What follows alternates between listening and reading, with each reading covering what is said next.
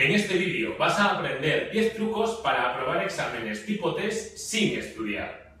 Tengo un amigo que dice que es posible sacarse la carrera de psicología usando para resolver los exámenes la propia psicología. Es decir, el conocimiento de cómo piensa y cómo se comporta el ser humano que es tu profesor. Interesante, ¿verdad? Su afirmación la basa en su experiencia de estudiante, reforzada por su experiencia actual de profesor de psicología. Para ello, en primer lugar, voy a explicarte por qué los métodos que luego te contaré funcionan realmente. Y luego te mostraré los propios trucos para que apruebes tus exámenes si no has podido estudiar. ¿Por qué funciona este sistema? Para explicarlo, me apoyaré metafóricamente hablando en dos leyes físicas que ya conoces, que fueron publicadas por Newton en el 1687. La primera ley de Newton dice: todo cuerpo persevera en su estado de reposo a no ser que sea obligado a cambiar su estado por fuerzas impresas sobre él. Los profesores somos cuerpos que perseveramos en nuestro estado de reposo y no solemos tener fuerzas ajenas a nosotros que nos obliguen a cambiar de estado, que nos lleven a esforzarnos más, a innovar o a mejorar en una metodología didáctica para hacer las clases más útiles, interesantes y entretenidas. Si un profesor no funciona, no pasa nada. Al año siguiente todo seguirá igual. Todos conocemos a algún profesor que año tras año recibe evaluaciones negativas, ¿verdad? ¿Y qué ha cambiado? Pues quizás de traje y ya está. El amigo este del que te he hablado antes estuvo en su época de estudiante en una comisión llamada de evaluación del profesorado, delegada de Junta de Facultad, en la que se elaboraban informes objetivos tremendamente negativos de algún profesor. Eran de tal magnitud las carencias de algún profesor que no le salvaría ni siquiera el principio jurídico indubio pro reo, que significa en caso de duda se absuelve al acusado. Y aun siendo tan contundente esta denuncia común del alumnado, no tuvo ninguna repercusión. La segunda ley de Newton dice que con toda acción ocurre siempre una reacción igual y contraria.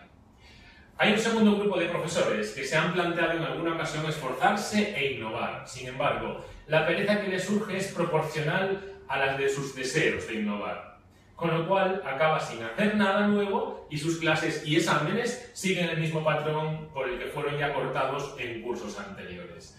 De estos dos principios se desprenden las siguientes pautas para aprobar los exámenes sin estudiar, que además son siempre ciertas si no se demuestra lo contrario. La primera de las pautas es: si una respuesta es notoriamente más larga, es la respuesta correcta. Según las leyes de Newton que has leído, ¿por qué un profesor se iba a esforzar en escribir una opción larga si esa no fuese realmente la respuesta correcta? Estirar una alternativa de respuesta supone un esfuerzo para el profesor, que persevera en su estado de reposo. Por lo tanto, si la respuesta es manifiestamente más larga, esa ha de ser la respuesta correcta.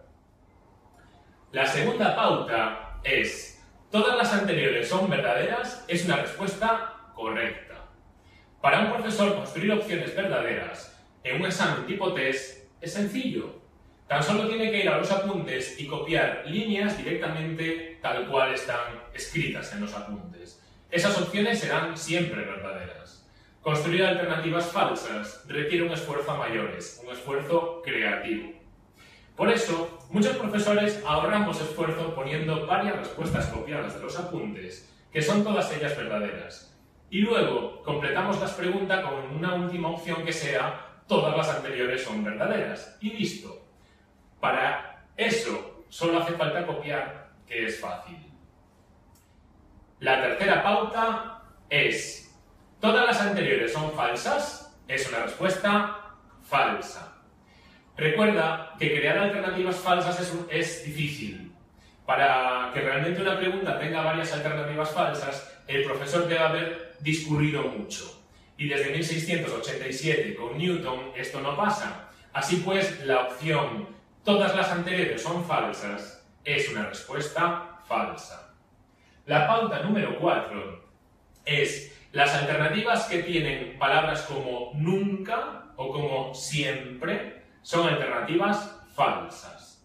Cuando un profesor quiere crear opciones falsas para sus alternativas de respuesta a una pregunta de examen, con frecuencia utiliza el truco de ponerle las palabras nunca o siempre, debido a que habitualmente casi todo tiene excepciones. Con estas palabras crean alternativas falsas de un modo muy sencillo. Por ejemplo, fíjate en esta pregunta de psicofarmacología y averigua la respuesta correcta a estas opciones que te doy. La pregunta dice: ¿el psicofármaco de elección para un paciente con depresión, F32 según la clasificación CIE-10, puede ser A, opción número 1, siempre tiene que ser un antidepresivo de tipo tricíclico? B, nunca irá acompañado de una benzodiazepina? C, puede ser un ISRS. ¿Cuál es la alternativa correcta? La pauta número 5 es: la alternativa correcta se deduce por otra de las preguntas del examen. Si en alguna pregunta dudas antes de responder al azar o no responder, lee todo el examen, buscando ese mismo contenido.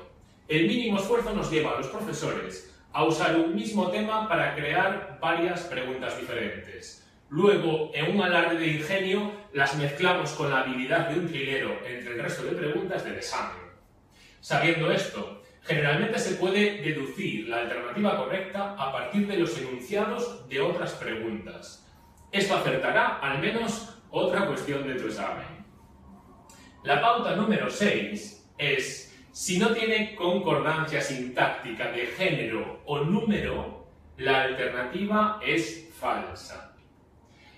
Algo que cae tan de cajón sirve para resolver bien multitud de preguntas del examen. Veamos. Si el enunciado nos pregunta por qué elementos en plural y en una de las respuestas solo hay un elemento, esa es falsa.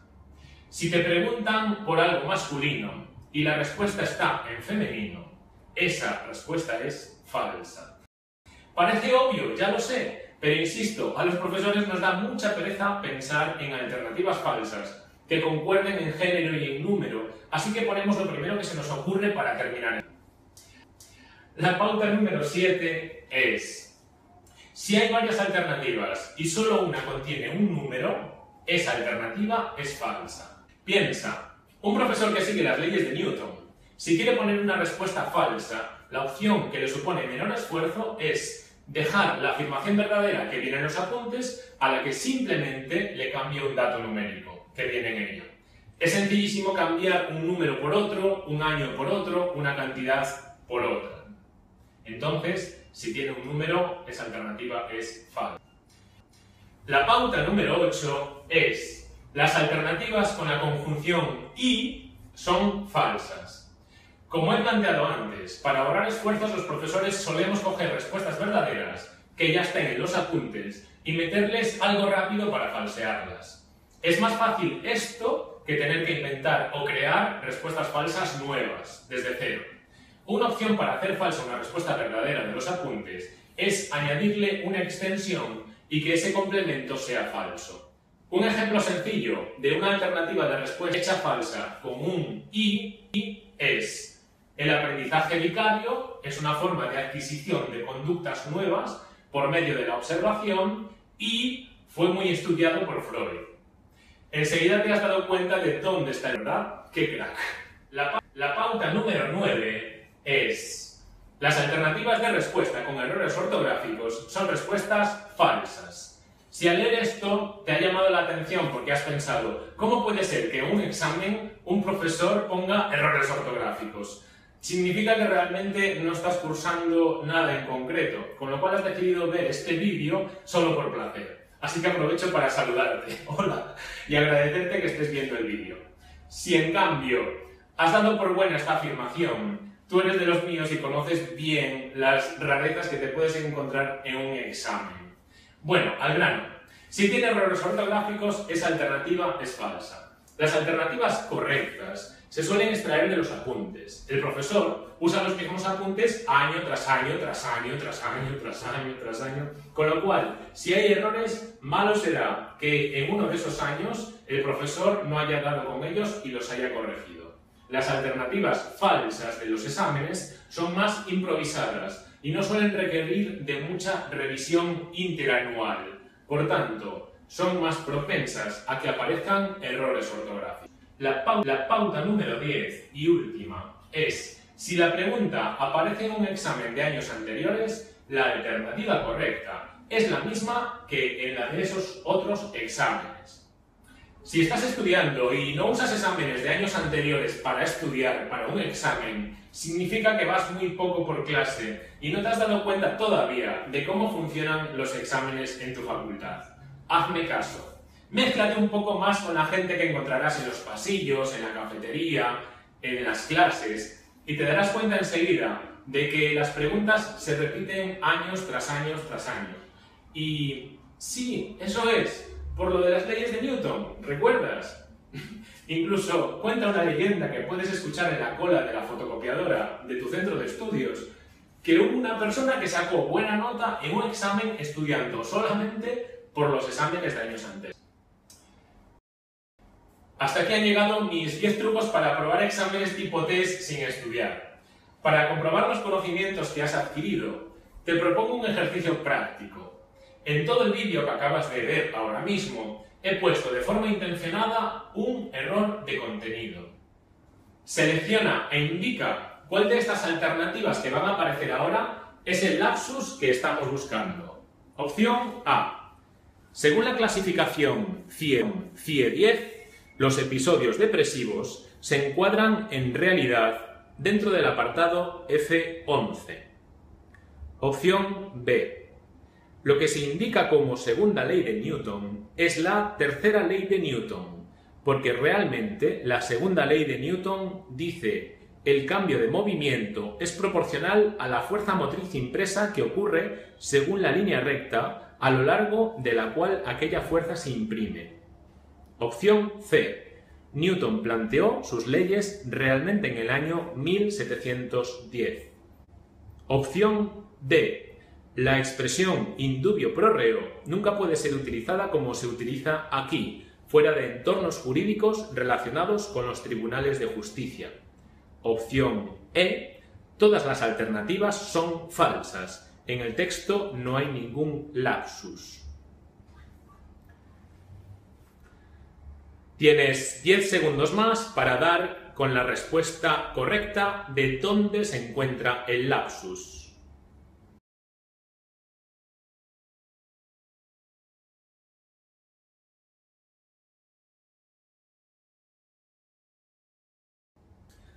¿Has sabido responder a la pregunta sin un conocimiento previo? Cuéntamelo y obtén un regalo. Escríbeme a fernando@co.es. Espero que este vídeo te guste y, por si acaso, estudia. Este entretenimiento no responde con ningún estudio que avale científicamente las pautas expresadas. Cualquier parecido con la realidad es pura coincidencia. Prepare los exámenes con esmero utilizando técnicas de estudio adecuadas.